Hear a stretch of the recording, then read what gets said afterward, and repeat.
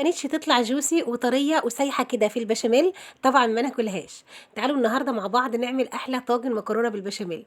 بجد يا جماعه طلعت رهيبه، حلوه جدا، سايحه كده وطريه، والبشاميل كده كانت غرقانه في البشاميل. ومش قادره بقى اقول لكم كان طعمها حلو قد ايه. بصوا الجمال اللي قدامنا، شايفين المكرونه بتاعتنا عامله ازاي؟ لو عايزينها بقى قطعة كده على بعضها استنوا عليها شوية لما تبرد وقطعوها، لكن احنا بقى بنحبها بالجمال اللي احنا شايفينه ده. يلا بينا بقى نشوف عملناها ازاي. بس قبل ما نبدأ ما تنسوش بقى تعملوا لايك وشير للفيديو عشان الفيديو يوصل للناس الحلوة اللي زيكم. يلا بينا بقى نشوف الطريقة بتاعتنا ونشوف احلى طاجن مكرونة بالبشاميل عملناه ازاي. هنبدأ بقى الاول وهنعصج اللحمة بتاعتنا. عندي طاسة على النار هنزل فيها كده بمعلقتين كبار من السمنة، وهنزل كمان عليهم ببصلة كبيرة مبشورة بالشكل اللي احنا شايفينه ده. هشوح بقى في البصله بتاعتي شويه، واول ما تبدا تاخد اللون البني اللي احنا شايفينه مع بعض ده هنزل عليها بنص كيلو من اللحمه المفرومه. نزلت كده باللحمه على البصل، وهبدا كده اشوح بقى اللحمه مع البصل. اللحمه بقى هيبدا لونها يتغير زي ما احنا شايفين كده، هنزل عليها برشه من الفلفل الاسود ورشه كمان من البابريكا. هقلب فيها شويه وهنزل عليها بمعلقه كبيره من صلصه الطماطم.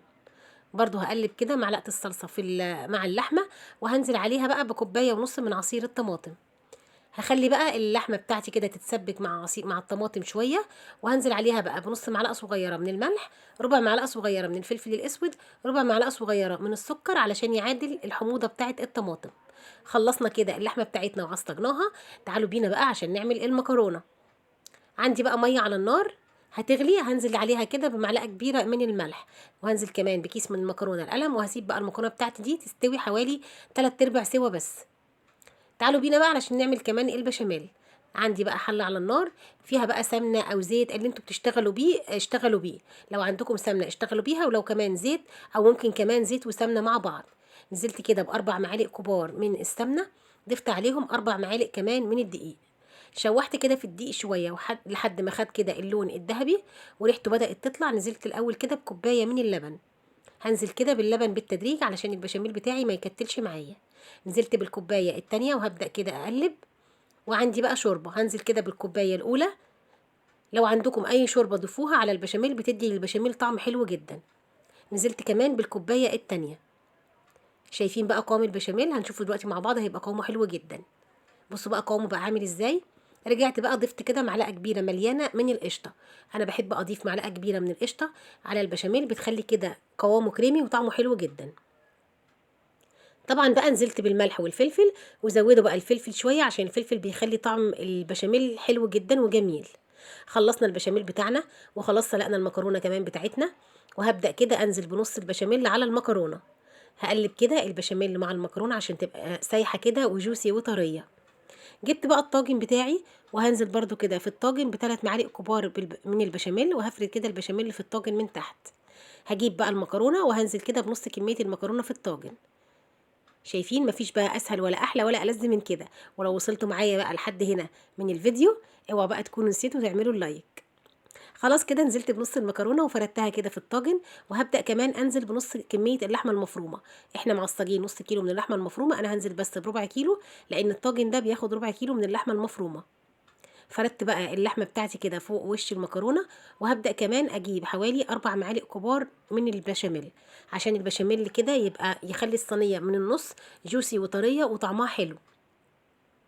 جبت كمان رشه بقى من الجبنه الموتزاريلا، وفردتها كده فوق وش البشاميل والمكرونه علشان برضو تخلي كده المكرونه طريه وحلوه من النص ويبقى طعمها جميل.